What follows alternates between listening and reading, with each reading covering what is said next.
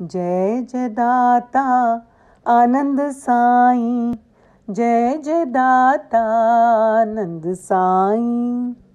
ओम साई गोविंदाय नमः।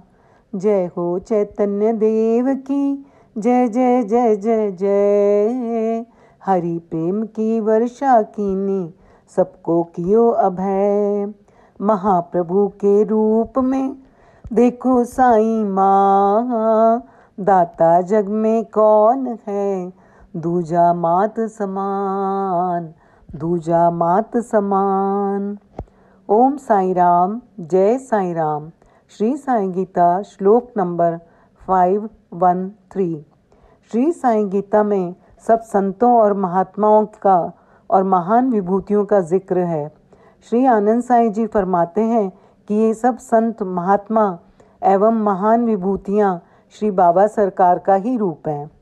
कल आपको चैतन्य महाप्रभु जी की रोचक जीवनी के बारे में बताया गया। उनकी श्री कृष्ण के लिए दीवानगी अवर्णनीय है, अतुलनीय है। कल के ऑडियो में ये संन्यास की ओर अग्रसर हुए। आज आगे का उनका सफ़र सुनिए।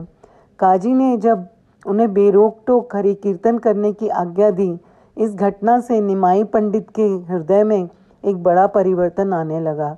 संन्यास लेने की इच्छा पैदा होने लगी।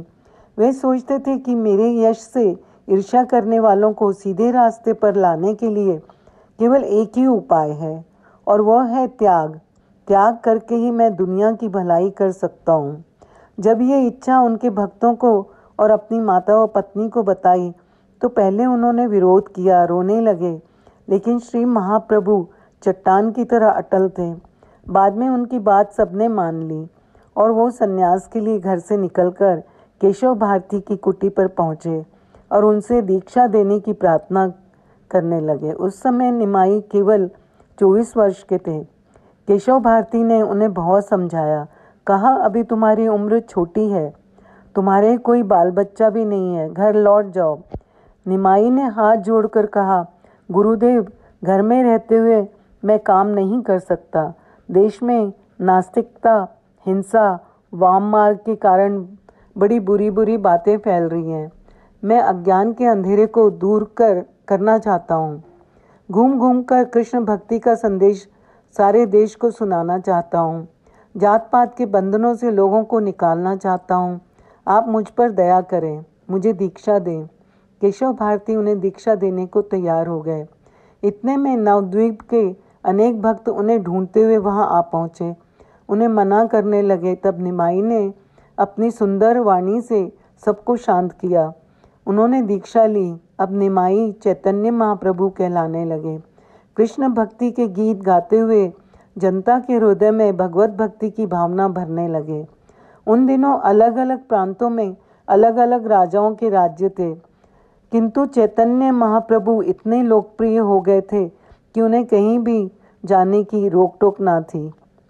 सन्यासी बनने के बाद 2 बार वे अपनी माता व पत्नी से मिले। एक बार जब वे नवद्वीप गए तो उनकी पत्नी विष्णुप्रिया उनसे मिली। चैतन्य प्रभु बोले, देवी, इस सन्यासी के लिए क्या आज्ञा है? पत्नी बोली, महाराज, मुझे आपके खड़ाऊं चाहिए। उन्होंने अपने खड़ाऊं दे दिए। बाद में विष्णुप्रिया ने कृष्ण भक्ति की दीक्षा ली।